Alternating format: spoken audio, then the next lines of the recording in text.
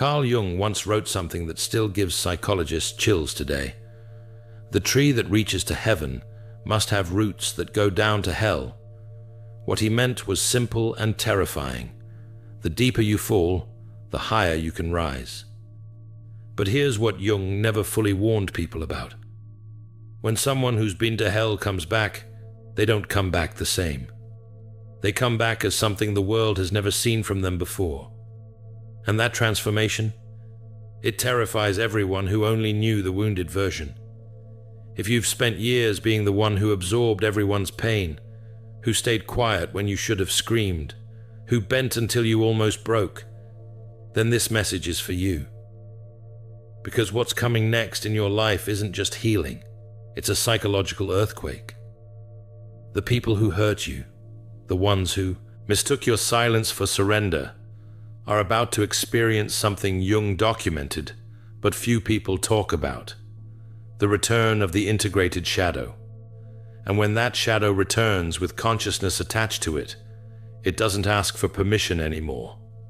Today, I'm going to show you exactly why your comeback will be the most terrifying thing certain people ever witness. Not because you'll seek revenge, but because you'll become completely unreachable to the tactics that once destroyed you. Let me ask you something Jung would ask. What happens when the person everyone used as an emotional dumping ground decides they're done absorbing and starts reflecting? The world is filled with people who saw your kindness and mistook it for stupidity. They watched you cry and thought they had broken you. They saw you retreat into silence and assumed they had won. Every toxic person, every manipulator, every energy vampire in your life made the same fatal miscalculation. They thought your wound was your identity.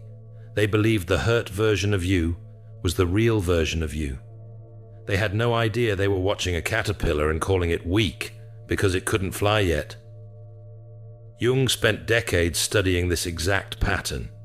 He documented case after case of people who went through what he called the dark night of the soul, a complete psychological breakdown that looked like destruction from the outside, but was actually reconstruction. And here's what he discovered that changes everything. The people who go lowest often rise highest, but not in the way anyone expects. They don't come back soft and forgiving. They come back precise and unmovable. Think about every person who hurt you during your lowest point. The friend who abandoned you when you needed support. The family member who kicked you when you were down. The partner who betrayed you when you were vulnerable. Every single one of them made the same assumption. They thought your capacity to feel deeply was a weakness. They thought your empathy was a flaw. They thought your silence meant you had accepted defeat. But here's what Jung understood that they never will. Silence isn't always submission. Sometimes silence is observation. Sometimes retreat isn't defeat. It's preparation. While they were celebrating what they thought was your destruction, you were in what Jung called the incubation period. You were in the cocoon, and they mistook your transformation for your death. The psychological term for what you went through is the night sea journey. Jung borrowed this from ancient mythology. The hero gets swallowed by the whale, descends into darkness, and emerges transformed. But most people miss the crucial detail of this journey. The hero doesn't come back to make peace with the whale. The hero comes back as someone the whale can never swallow again. That's you now. You're not the same person who got hurt. You're the version of yourself that can't be hurt the same way twice. Here's where it gets interesting from a psychological standpoint. While you were silent, while you were healing, while everyone thought you were broken, something was happening in your unconscious mind that Jung called shadow integration. Your shadow isn't evil. Your shadow is every part of yourself you were taught to suppress. Your anger, your boundaries, your ability to say no, your capacity to walk away without explanation, your willingness to let people face the consequences of how they treated you. For years, maybe decades, you kept that shadow locked away because you were taught that good people don't get angry, don't set hard boundaries, don't cut people off, don't stop caring.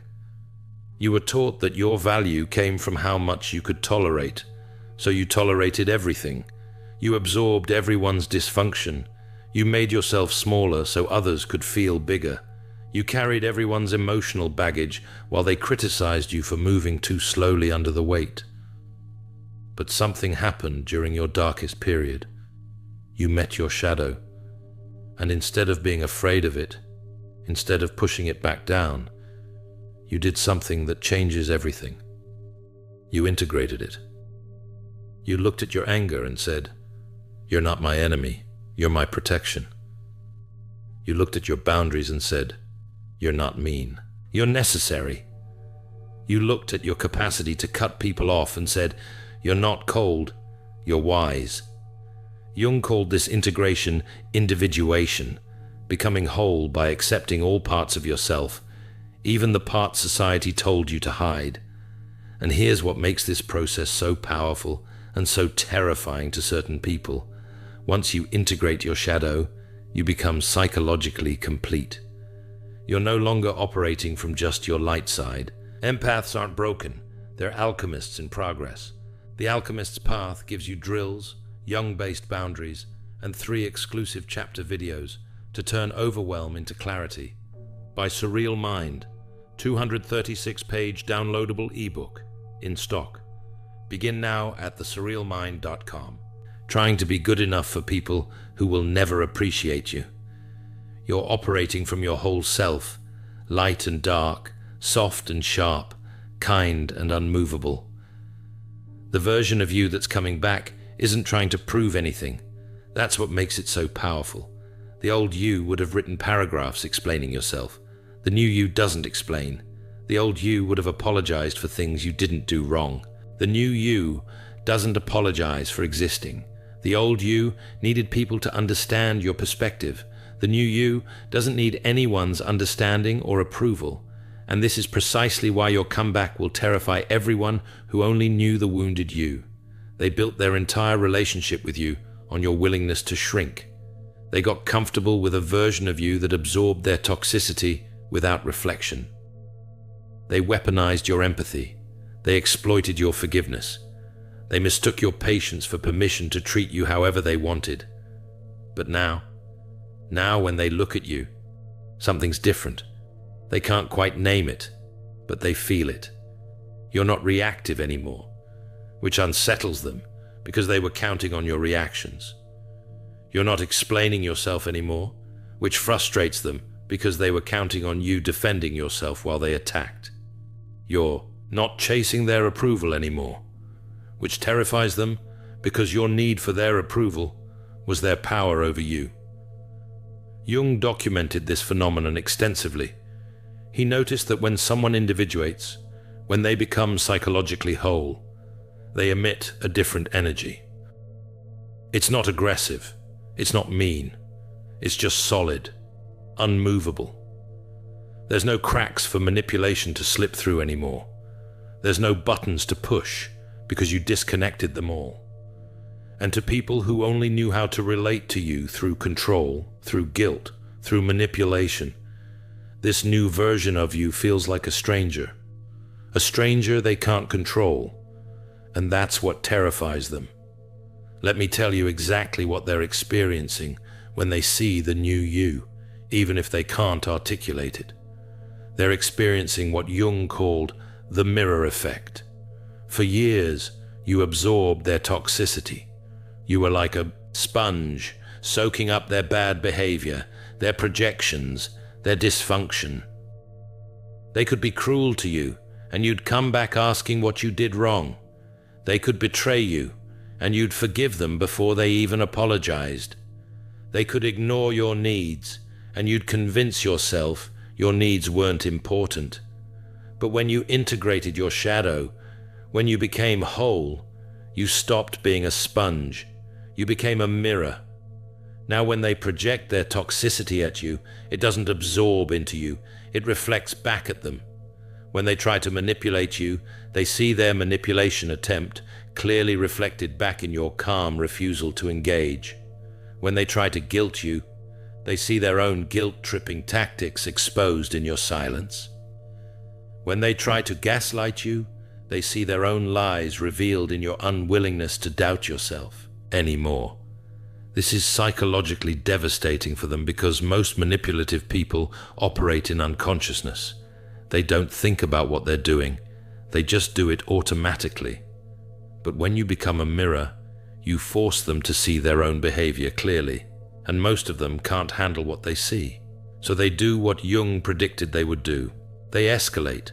They try harder to get the old you back. They love bomb you. They guilt trip you. They play victim. They try to trigger your empathy by acting hurt that you've changed. But here's what Jung understood that you need to understand now. Their escalation isn't because they miss you. It's because they miss having power over you. They don't miss the relationship. They miss the dynamic where you were beneath them. They don't miss your presence. They miss your tolerance of their absence. They don't miss you. They miss who you were willing to be for them. And this is where your comeback becomes truly terrifying to them. Because the old you would have seen their escalation and thought, maybe I'm being too harsh. Maybe I should give them another chance. Maybe I'm the problem. The old you would have convinced yourself that setting boundaries was cruel. But the new you, the individuated you, sees their escalation for exactly what it is, a manipulation tactic, and you don't react to it. You don't engage with it. You don't explain why you're done. You're just done. Jung wrote extensively about what he called participation mystique, the unconscious psychological bond between people. In healthy relationships, this bond is mutual and respectful. But in toxic relationships, this bond becomes parasitic. One person feeds off the other's energy, validation, or emotional labor, and for years, you were the one being fed upon. But when you integrated your shadow, when you became whole, you severed that parasitic bond. You cut the energetic cord, and now they're experiencing withdrawal. That's what you're witnessing when they suddenly come back into your life, acting confused about why you're different. That's what's happening when they say things like, "You've changed," with disappointment in their voice, as if you owe them the wounded version forever. That's what's driving their desperate attempts to provoke you, to get any reaction, even a negative one, because any reaction means they still have access to your energy. But you're not giving them access anymore. And that loss of supply, that's what terrifies them. The irony that Jung would appreciate is this. They created the version of you they're now terrified of. Every time they hurt you, and you stayed silent, you weren't being weak. You were studying them. Every time they betrayed you, and you absorbed the pain, you weren't being naive. You were learning exactly who they were. Every time they pushed your boundaries, and you didn't push back, you weren't being a doormat. You were gathering data about their character. And now you have a complete psychological profile of exactly who they are. And that knowledge is power they can never take back. You know their patterns. You know their tactics. You know which words they use to manipulate. You know which vulnerabilities they exploit. You know how they operate, and they know that you know. That's what creates the terror in their eyes when they see you now. It's not that you're going to expose them. It's that you could. It's not that you're going to retaliate. It's that you don't need to. Your indifference is more powerful than any revenge could ever be. Jung had a term for what you're experiencing now. Enantiodromia. It means the tendency of things to transform into their opposite. The person who was the most giving becomes selective about where their energy flows. The person who was the most forgiving becomes discerning about who deserves forgiveness. The person who was the most understanding becomes clear about whose behavior they refuse to understand away. The person who was the most accommodating becomes immovable about their boundaries. This isn't bitterness. This isn't becoming cold or cruel. This is psychological evolution.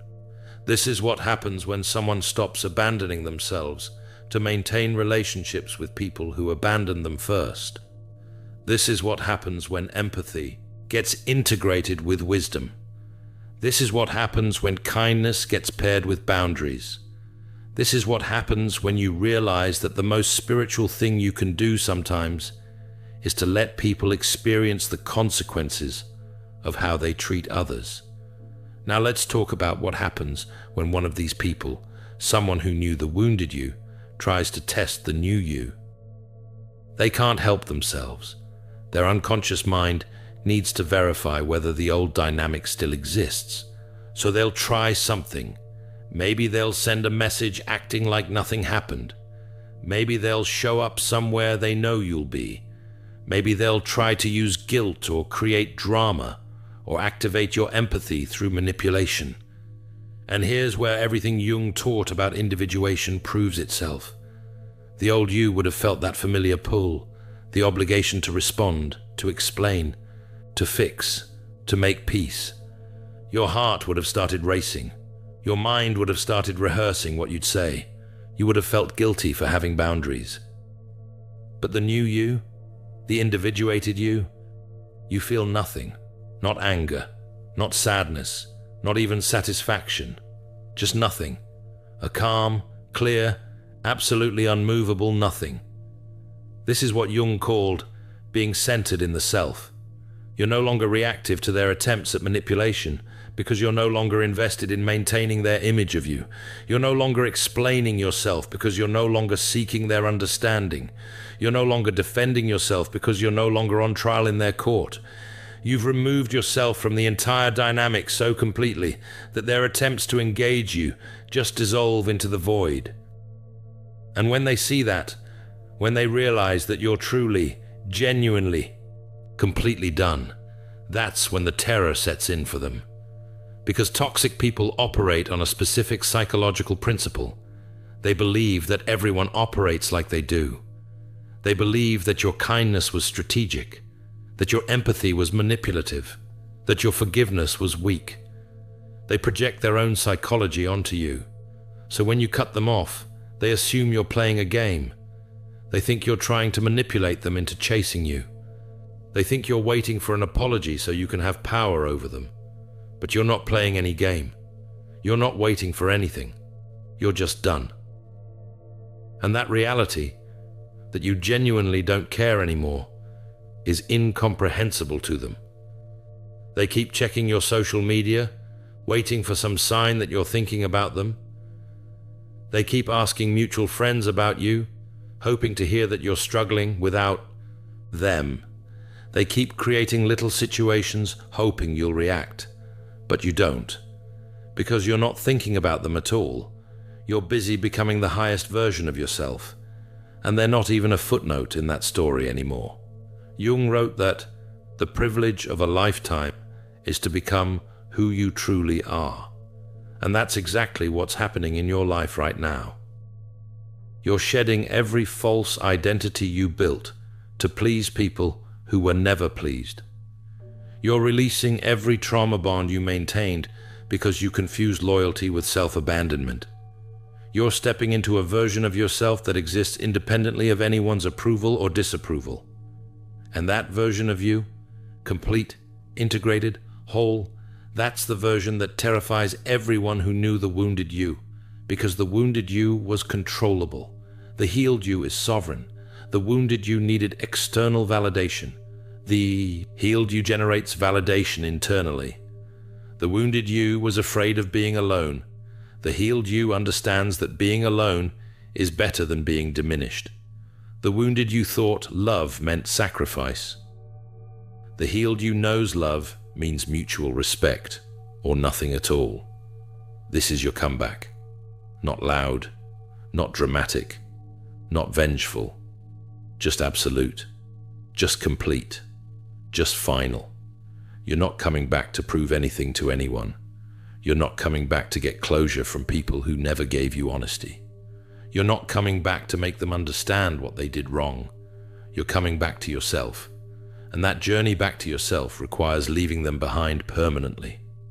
The most powerful thing Jung ever said about this process was this: I am not what happened to me. I am what I choose to become. And you've chosen to become someone who no longer allows themselves to be a repository for other people's dysfunction. You've chosen to become someone whose peace is not negotiable. You've chosen to become someone who understands that the people who can't celebrate your growth were never meant to be in your future anyway. So when they look at you now, with confusion, with frustration, with that fear in their eyes that they can't quite name, understand what you're seeing. You're seeing the moment a manipulator realizes their manipulation no longer works. You're seeing the moment a narcissist realizes their supply has dried up. You're seeing the moment a toxic person realizes the person they took for granted has become completely unavailable to them. And that unavailability, that indifference, that calm refusal to engage, that's what terrifies them, because it means they've lost something they can never get back: access to you.